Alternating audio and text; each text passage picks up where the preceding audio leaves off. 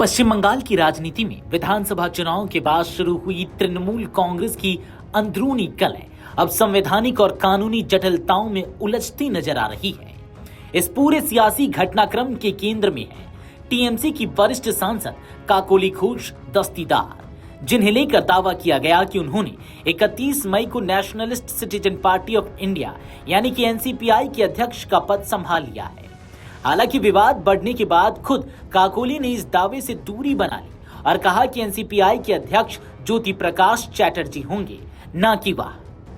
दरअसल यह विवाद केवल एक राजनीतिक नियुक्ति का नहीं, बल्कि संसद सदस्यता और दल बदल विरोधी कानून से जुड़ा गंभीर संवैधानिक प्रश्न बन गया है।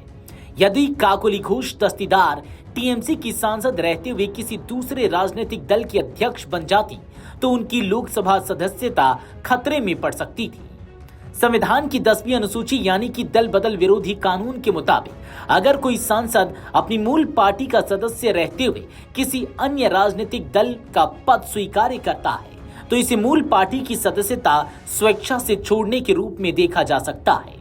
ऐसे में संबंधित सांसद को सदन की सदस्यता के लिए अयोग्य घोषित किया जा सकता है।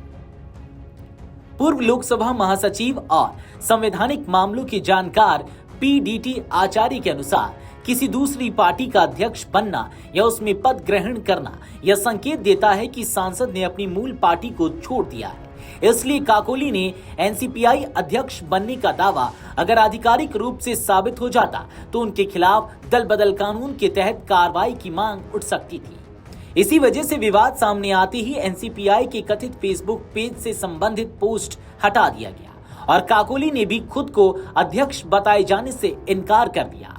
लेकिन इस घटनाक्रम ने टीएमसी के बागी धड़े और एनसीपीआई में प्रस्तावित विलय को लेकर कई नए सवाल खड़े कर दिए हैं।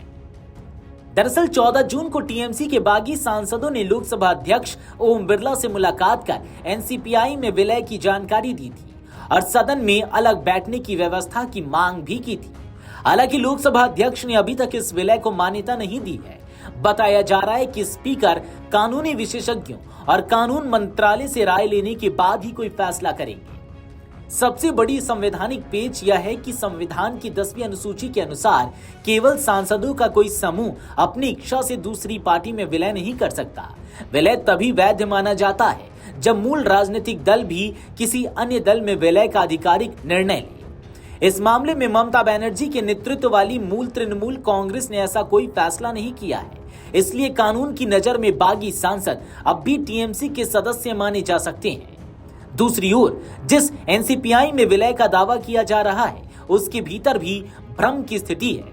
पार्टी की पूर्व अध्यक्ष शिवली कुंडू और अन्य पदाधिकारियों का कहना है कि उन्हें इस कथित विलय की कोई आधिकारिक जानकारी नहीं थी। यहां तक कि काकोली के अध्यक्ष बनने के दावे की भी उन्होंने पुष्टि नहीं की। इधर टीएमसी नेतृत्व ने भी मोर्चा खोल दिया है। पार्टी के राष्ट्रीय महासचिव अभिषेक बैनर्जी ने लोकसभा अध्यक्ष को पत्र लिखकर मांग की है कि बागी सांसदों को किसी भी प्रकार की अलग मान्यता या विशेष सुविधा न दी जाए। उनका तर्क है कि जब तक मूल पार्टी का विलय नहीं होता तब तक केवल सांसदों का विधायी दल कानूनी रूप से मान्य नहीं माना जा सकता। दरअसल काकोली घोष दस्तीदार कभी ममता बनर्जी की सबसे भरोसेमंद सहयोगियों में गिनी जाती थी। वर्ष 1998 में टीएमसी की स्थापना से ही वह पार्टी के साथ रही।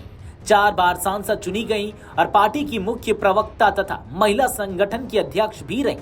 लेकिन 2026 के विधानसभा चुनाव के बाद टिकट वितरण, संगठनात्मक बदलाव और पार्टी के भीतर बढ़ती नाराजगी ने उन्हें बगावत के रास्ते पर ला खड़ा किया।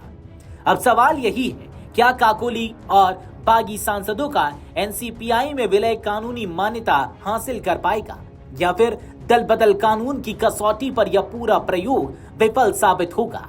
इसका जवाब अब लोकसभा अध्यक्ष के फैसले और आने वाले राजनीतिक घटनाक्रमों में छिपा है।